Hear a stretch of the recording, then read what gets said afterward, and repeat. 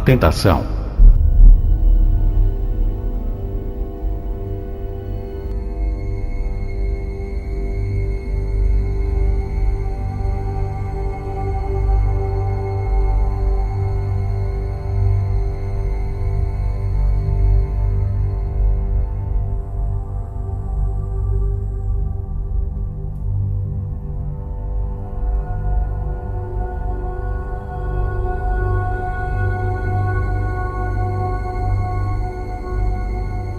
O desejado de todas as nações. Capítulo 12.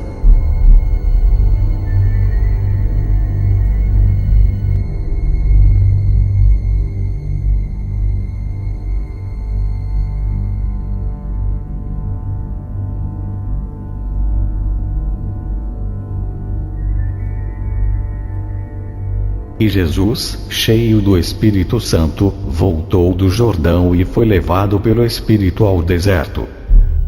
Lucas 4:1. As palavras de Marcos são ainda mais significativas. Diz ele: e logo o Espírito o impeliu para o deserto. E ali esteve no deserto 40 dias, tentado por Satanás. E vivia entre as feras. Marcos 1:12-13. E naqueles dias não comeu coisa alguma. Lucas 4:2. Quando Jesus foi levado ao deserto para ser tentado, foi levado pelo Espírito de Deus. Não convidou a tentação. Foi para o deserto para estar sozinho, a fim de considerar sua missão e obra. Por jejum e oração se devia fortalecer para a sangrenta vereda que lhe cumpria trilhar. Mas Satanás sabia que Jesus fora para o deserto, e julgou ser essa a melhor ocasião de se lhe aproximar. Momentosos eram, para o mundo, os resultados em jogo no conflito entre o príncipe da luz e o líder do reino das trevas. Depois de tentar o homem a pecar, Satanás reclamou a terra como sua, e intitulou-se príncipe deste mundo. Havendo levado os pais de nossa raça à semelhança com sua própria natureza, julgou estabelecer aqui seu império. Declarou que os homens o haviam escolhido como seu soberano. Através de seu domínio sobre os homens, adquiriu o império sobre o mundo. Cristo viera para desmentir a pretensão de Satanás. Como filho do homem, o Salvador permaneceria leal a Deus. Assim se provaria que Satanás não havia adquirido o inteiro domínio sobre a raça humana, e que sua pretensão ao mundo era falsa. Todos quantos desejassem libertação de seu poder, seriam postos em liberdade. O domínio perdido por Adão em consequência do pecado, seria restaurado. Desde a declaração feita à serpente no Éden: porém inimizade entre ti e a mulher, e entre a sua semente e a tua semente. Gênesis 3:15. Satanás ficara sabendo que não manteria absoluto controle do mundo. Manifestava-se nos homens a operação de um poder que contrabalançaria seu domínio. Fundamente interessado, observava ele os sacrifícios oferecidos por Adão e seus filhos. Discerne nessas cerimônias um símbolo de comunhão entre a terra e o céu. Aplicou-se a interceptar essa comunhão. Desfigurou a Deus, e deu falsa interpretação aos ritos que apontavam ao Salvador. Os homens foram levados a temer a Deus como um ser que se deleitasse na destruição deles. Os sacrifícios que deveriam haver revelado seu amor, eram oferecidos apenas para lhe acalmar a ira. Satanás despertava as más paixões dos homens, a fim de firmar sobre eles o poder.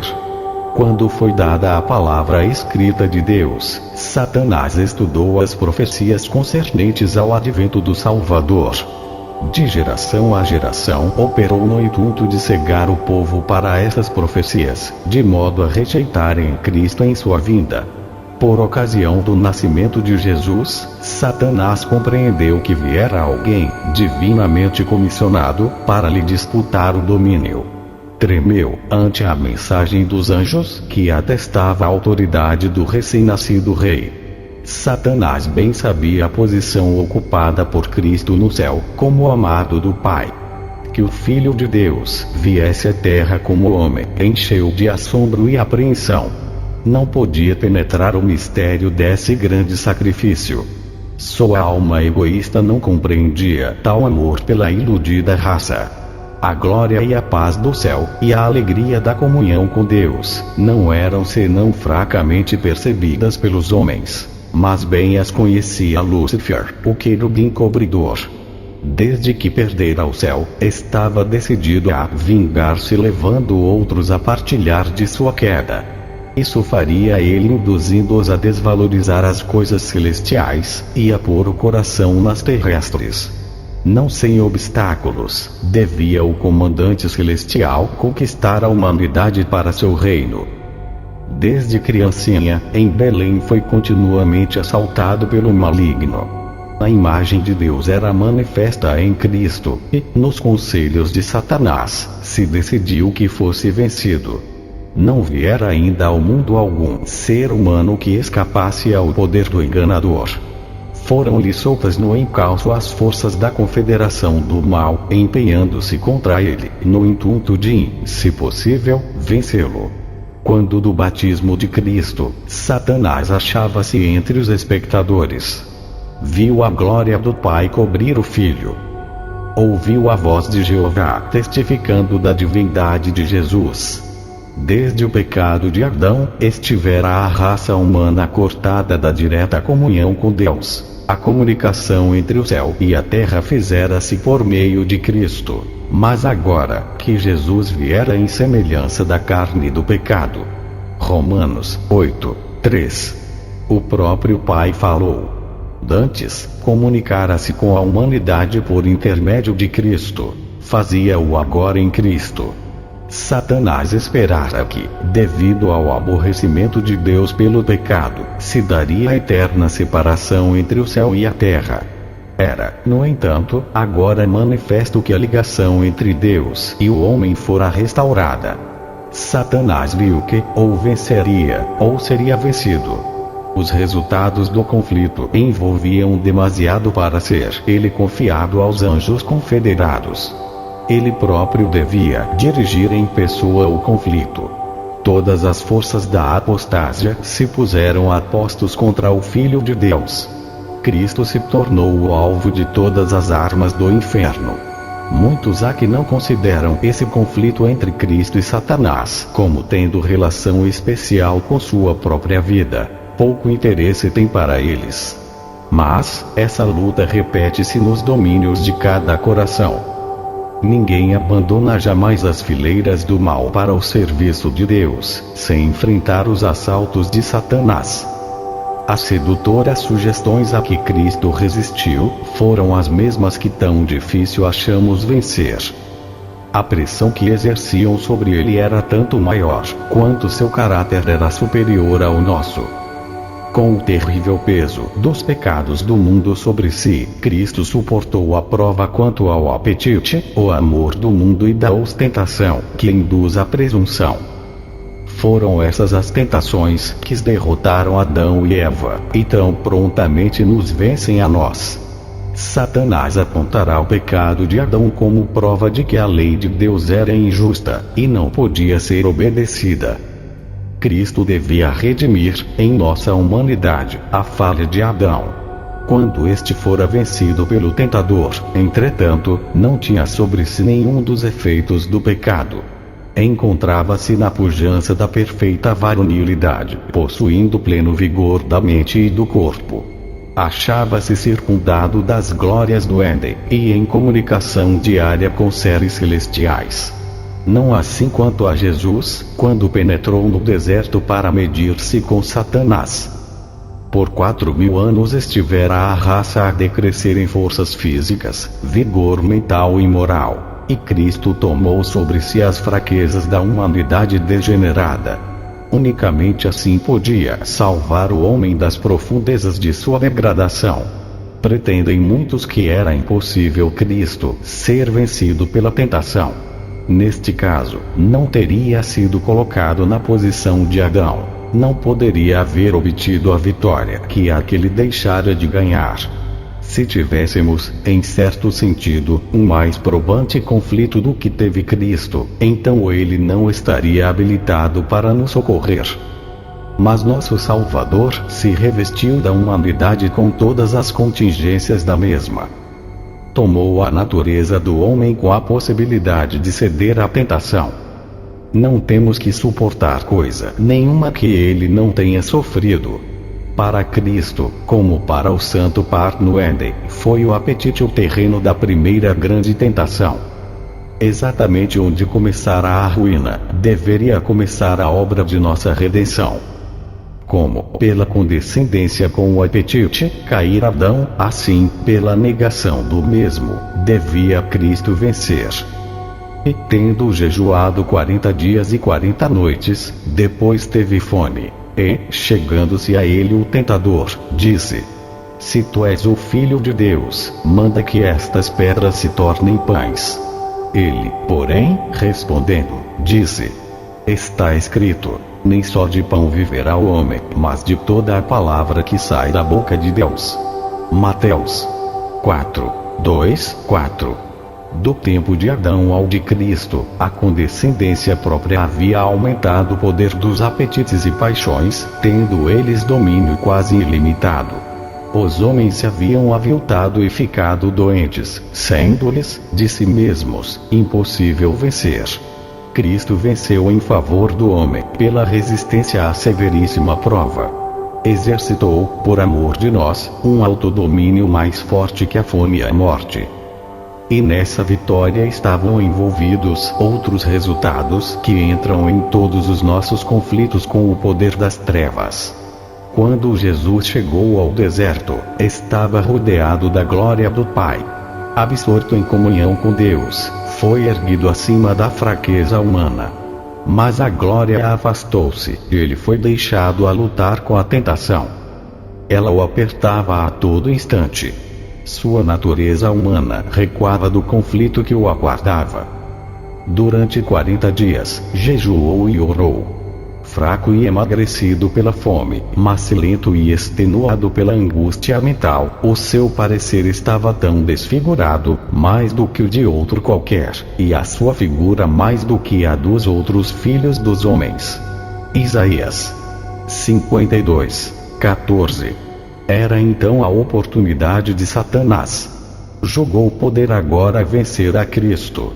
Eis que foi ter com o Salvador, como em resposta às suas orações, disfarçado no anjo do céu. Pretendia ter uma missão de Deus, declarar que o jejum de Cristo chegara ao termo. Como Deus enviara um anjo para deter a mão de Abraão de oferecer Isaque, assim, satisfeito com a prontidão de Cristo para entrar na sangrenta vereda, o Pai mandara um anjo para o libertar. Era essa a mensagem trazida a Jesus. O Salvador desfalecia de fome, ambicionava o alimento, quando Satanás o assaltou de repente. Apontando para as pedras que juncavam o deserto, e tinham a aparência de pães, disse o tentador: Se tu és o Filho de Deus, manda que estas pedras se tornem em pães. Mateus 4:3. Conquanto aparecesse como um anjo de luz, essas primeiras palavras traíam-lhe o caráter. Se tu és o Filho de Deus.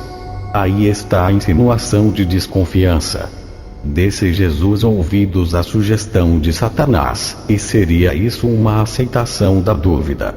O tentador planeja vencer a Cristo pelo mesmo processo tão bem sucedido quanto a raça humana ao princípio. Com que astúcia se aproximara Satanás de Eva no Éden. É assim que Deus disse: Não comereis de toda a árvore do jardim. Gênesis 3:1. Até aí eram verdadeiras as palavras do tentador, na maneira de as proferir, porém, havia disfarçado o desprezo pelas palavras de Deus. Havia encoberta negação, uma dúvida da veracidade divina. Satanás procurara infundir no espírito de Eva a ideia de que Deus não faria aquilo que dissera, que a retenção de tão belo fruto era uma contradição de seu amor e compaixão para com o homem. Da mesma maneira procura agora o tentador inspirar a Cristo seus próprios sentimentos. se tu és o Filho de Deus. As palavras traduzem a mordacidade de seu espírito. Há no tom de sua voz uma expressão de completa incredulidade. Trataria Deus assim a seu filho? Deixá-lo-ia no deserto com as feras, sem alimento, sem companheiros, sem conforto? Insinua que Deus nunca intentaria que seu filho se achasse em tal condição. Se tu és o Filho de Deus, mostra teu poder, mitigando a fome que te oprime. Manda que esta pedra se torne em pão. As palavras do céu: este é meu Filho amado, em quem me comprazo. Mateus 3:17. Soavam ainda aos ouvidos de Satanás. Mas ele estava decidido a fazer Cristo descrer desse testemunho. A palavra de Deus era a segurança de Cristo quanto à divindade de sua missão. Viera a viver como homem entre os homens, e era a palavra que declarava sua ligação com o céu. Era o desígnio de Satanás fazê-lo duvidar dessa palavra. Se a confiança de Cristo em Deus fosse abalada, Satanás sabia que lhe caberia a vitória no conflito. Poderia derrotar Jesus. Esperava que, sob o império do acabrunhamento e de extrema fome, Cristo perdesse a fé em seu Pai e operasse um milagre em seu benefício. Houvesse ele feito isso, e ter-se-ia frustrado o plano da salvação. Quando o Filho de Deus e Satanás, pela primeira vez, se defrontaram em conflito, era Cristo o comandante das hostes celestiais. E Satanás, o cabeça da rebelião no céu, fora dali expulso. Agora, dir-se-ia haverem se invertido as condições, e o adversário explorou o mais possível sua suposta vantagem. Um dos mais poderosos anjos, disse ele, fora banido do céu. A aparência de Jesus indicava ser ele aquele anjo caído, abandonado de Deus, e desamparado dos homens. Um ser divino devia ser capaz de comprovar sua pretensão mediante um milagre. Se tu és o Filho de Deus, manda que estas pedras se tornem em pães. Mateus 4:3. Tal ato de poder criador, insiste o maligno, seria conclusiva prova de divindade. Isso poria termo à contenda. Não foi sem luta que Jesus pôde escutar em silêncio o arco-enganador. O Filho de Deus, no entanto, não devia provar sua divindade a Satanás, ou explicar-lhe a causa de sua humilhação. Atendendo às exigências do rebelde, não se conseguiria coisa alguma para o bem do homem ou a glória de Deus. Houvesse Cristo concordado com as sugestões do inimigo, e Satanás teria dito ainda: mostra-me um sinal, para que eu creia que és o Filho de Deus. A prova teria sido inútil para quebrar o poder da rebelião no coração dele. E Cristo não devia exercer poder divino em seu próprio benefício. Viera para sofrer a prova como nos cumpre a nós fazer, deixando-nos um exemplo de fé e submissão. Nem aí, nem em qualquer ocasião, em sua vida terrestre, operou ele um milagre em seu favor. Suas maravilhosas obras foram todas para o bem dos outros. Se bem que Cristo reconhecesse Satanás desde o princípio, não foi incitado a entrar com ele em discussão. Fortalecido com a lembrança da voz do céu, descansou no amor de seu Pai. Não parlamentária com a tentação. Jesus enfrentou Satanás com as palavras da Escritura. Está escrito. Mateus 4:4. Disse ele. Em toda tentação, sua arma de guerra era a palavra de Deus. Satanás exigia de Jesus um milagre, como prova de sua divindade. Mas alguma coisa maior que todos os milagres, uma firme confiança no assim diz o Senhor, era o irrefutável testemunho. Enquanto Cristo se mantivesse nessa atitude, o tentador nenhuma vantagem poderia obter. Era nas ocasiões de maior fraqueza que assaltavam a Cristo as mais cruéis tentações. Assim pensava Satanás prevalecer. Por esse método obtivera a vitória sobre os homens. Quando a resistência desfalecia, a força de vontade se debilitava e a fé deixava de repousar em Deus, então eram vencidos os que se haviam valorosamente mantido ao lado direito. Moisés achava-se fatigado pelos 40 anos da peregrinação de Israel, quando, por um momento, sua fé deixou de se apoiar no infinito poder. Fracassou exatamente no limiar da terra prometida. O mesmo quanto a Elias, que se mantivera diante do rei Acabe, que enfrentara toda a nação de Israel, com os 450 profetas de Baal à sua frente. Depois daquele terrível dia sobre o Carmelo, em que os falsos profetas haviam sido mortos, e o povo declarara sua fidelidade a Deus, Elias fugiu para salvar a vida diante das ameaças da idólatra Jezabel. Assim se tem Satanás aproveitado da fraqueza da humanidade. E continuará a operar deste modo. Sempre que uma pessoa se encontra rodeada de nuvens, perplexa pelas circunstâncias, ou aflita pela pobreza e a infelicidade, Satanás se acha a postos para tentar e aborrecer. Ataca nossos pontos fracos de caráter. Procura abalar nossa confiança em Deus, que permite existir em tais condições. Somos tentados a desconfiar de Deus, pôr em dúvida seu amor. Frequentemente o tentador vem a nós como foi a Cristo, apresentando nossas fraquezas e enfermidades. Espera desanimar-nos a alma e romper nossa ligação com Deus. Então está seguro de sua presa. Se o enfrentássemos como Jesus fez, haveríamos de escapar a muita derrota. Parlamentando com o inimigo, damos-lhe vantagem.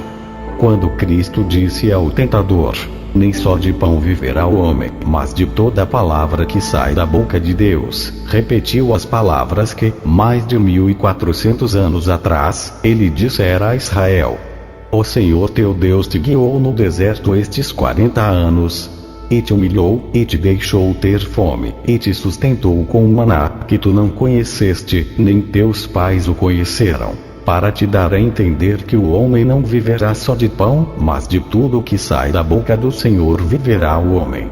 Deuteronômio 8, 2 e 3. No deserto, quando falharam todos os meios de subsistência, Deus enviou a seu povo maná do céu, e foi-lhe dada suficiente e constante provisão. Essa providência visava a ensinar-lhes que, enquanto confiassem em Deus e andassem em seus caminhos, Ele os não abandonaria. O Salvador pôs agora em prática a lição que dera a Israel. Pela palavra de Deus, fora prestado socorro às hostes hebraicas, e pela palavra seria a ele concedido a Jesus. Ele aguardava o tempo designado por Deus para o socorrer. Achava-se no deserto em obediência a Deus, e não obteria alimento por seguir as sugestões de Satanás. Em presença do expectante universo, testificou ele ser menor desgraça sofrer seja o que for, do que afastar-se de qualquer modo da vontade de Deus. Nem só de pão viverá o homem, mas de toda a palavra que sai da boca de Deus. Mateus 4:4. Muitas vezes o seguidor de Cristo é colocado em situação em que não lhe é possível servir a Deus e continuar seus empreendimentos mundanos. Talvez pareça que a obediência a qualquer claro reclamo da parte de Deus o privará dos meios de subsistência.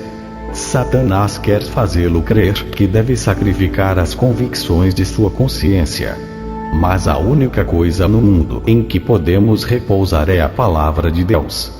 Buscai primeiro o reino de Deus, e a sua justiça, e todas estas coisas vos serão acrescentadas. Mateus 6:33. Mesmo nesta vida não nos é proveitoso apartar-nos da vontade de nosso Pai no céu. Quando aprendermos o poder de sua palavra, não seguiremos as sugestões de Satanás para obter alimento ou salvar a vida. Nossa única preocupação será: qual é o mandamento de Deus? Qual sua promessa? Sabendo isso, obedeceremos ao primeiro, e confiaremos na segunda. Na última grande batalha do conflito com Satanás, os que são leais a Deus hão de ser privados de todo apoio terreno. Por se recusarem violar-lhe a lei em obediência a poderes terrestres, ser-lhes-á proibido comprar ou vender. Será afinal decretada a morte deles. Apocalipse 13, 11, 17. A um obediente, porém, é dada a promessa: este habitará nas alturas. As fortalezas das rochas serão o seu alto refúgio, o seu pão lhe será dado, as suas águas são certas. Isaías 33, 16. Por essa promessa viverão os filhos de Deus. Quando a terra estiver assolada pela fome, serão alimentados. Não serão envergonhados nos dias maus, e nos dias de fome se fartarão. Salmos 37, 19. Daquele tempo de angústia prediz o profeta Abacuque, e suas palavras exprimem a fé da igreja. Portanto, ainda que a figueira não floresça, nem haja fruto na vide, o produto da oliveira minta, e os campos não produzam mantimento, as ovelhas da malhada sejam arrebatadas, e nos currais não haja vacas, todavia eu me alegrarei no Senhor, exultarei no Deus da minha salvação. Abacuque 3, 17 e 18. De todas as lições a serem aprendidas da primeira grande tentação de Nosso Senhor, nenhuma é mais importante do que a que diz respeito ao controle dos apetites e paixões. Em todos os séculos, as tentações mais atraentes à natureza física têm sido mais bem-sucedidas em corromper e degradar a humanidade.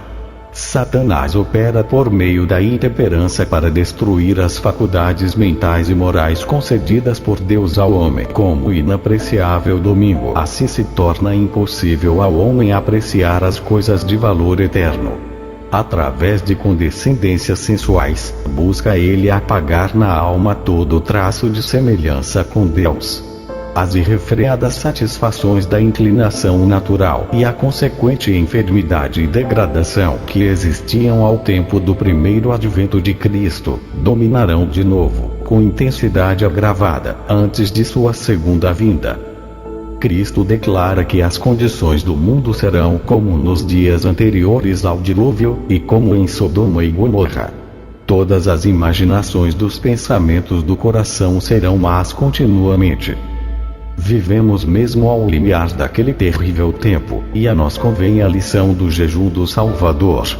Unicamente pela inexprimível angústia suportada por Cristo podemos avaliar o mal da irrefreada satisfação própria.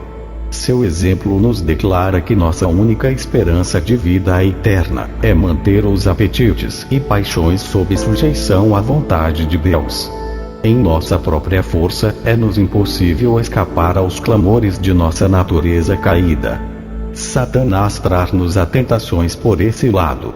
Cristo sabia que o inimigo viria a toda criatura humana, para se aproveitar da fraqueza hereditária e, por suas falsas insinuações, enredar todos cuja confiança não se firma em Deus.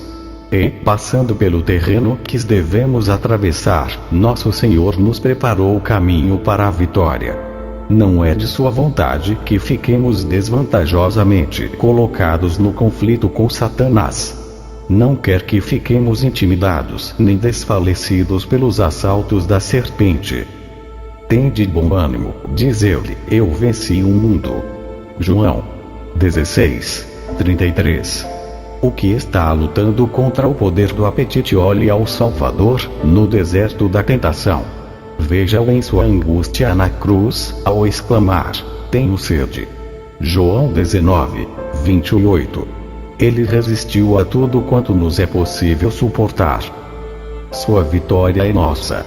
Jesus repousava na sabedoria e força de seu Pai Celeste. Declara: o Senhor Jeová me ajuda, pelo que me não confundo. E sei que não serei confundido. Eis que o Senhor Jeová me ajuda. Mostrando seu próprio exemplo, diz-nos: quem há entre vos que tema ao Senhor?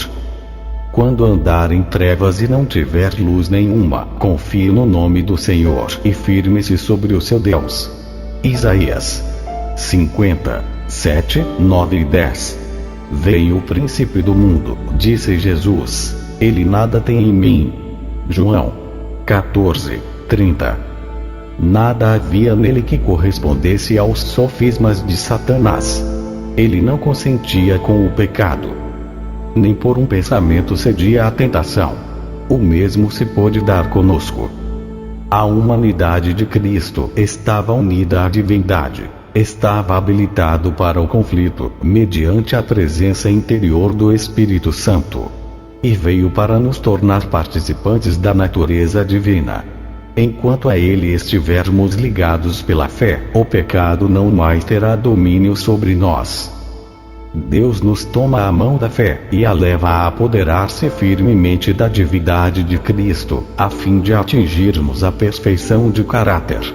E a maneira por que isso se realiza, Cristo nos-la mostrou. Por que meio venceu no conflito contra Satanás? Pela palavra de Deus. Unicamente pela palavra pôde resistir à tentação. Está escrito, dizia. E são-nos dadas grandíssimas e preciosas promessas, para que por elas fiqueis participantes da natureza divina, havendo escapado da corrupção, que pela concupiscência há no mundo. 2 Pedro 1, 4. Toda promessa da palavra de Deus nos pertence. De tudo que sai da boca de Deus havemos de viver. Quando assaltados pela tentação, não olheis as circunstâncias, ou a fraqueza do próprio eu, mas ao poder da palavra. Pertence-vos toda a sua força. Escondi a tua palavra no meu coração, diz o salmista, para eu não pecar contra ti. Salmos 119, 11. Pela palavra dos teus lábios, me guardei das veredas do destruidor. Salmos 17, 4.